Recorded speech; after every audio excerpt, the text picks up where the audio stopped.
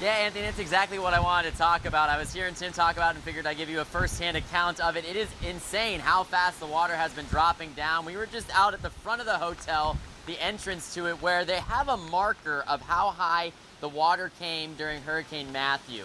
And I went out there right at the highest point today, a few hours ago now, maybe about 2 hours ago, and I had to wait out about thigh deep. That was about as far as I was willing to go, but I was able to get a picture of it, and it was maybe a foot and a half below that Matthew marker. Now, obviously, that's just this one spot, but just to give you an idea of, with how bad the flooding was then, we were still below that, and that is actually probably about 6 inches below where I'm standing here on this balcony. So significantly lower still at that point, and now it is really dropping. At one point, the sign for the fort was all the way, the water was touching the bottom of the sign, and it is out of the water now. But of course, as we've seen the water start to recede, we've seen more and more people coming out here, and that's not a great idea because the debris that we've been seeing. I saw a whole picket fence floating along at one point.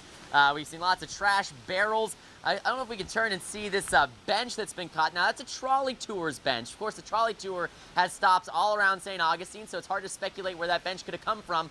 But that's where it is now. It is parked up against a pedestrian crosswalk marker. So that just goes to show how strong. We saw it kind of floating down from where the fort was almost.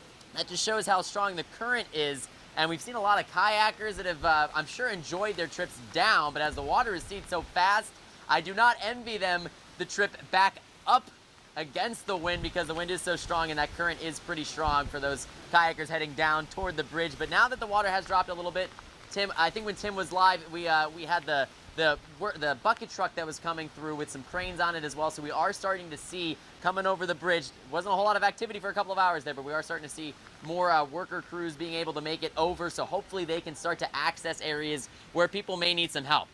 This is a lot of those high water vehicles are able to get through. We have seen some people with trucks that are only about to the top of the wheel almost at this point, and probably even less than that now as the water continues to recede so fast. You heard Tim talking about the seawall there, and it has dropped. It was right about at the top of the seawall at one point, so it has dropped quite a bit now. Good foot and a half exposed there as well.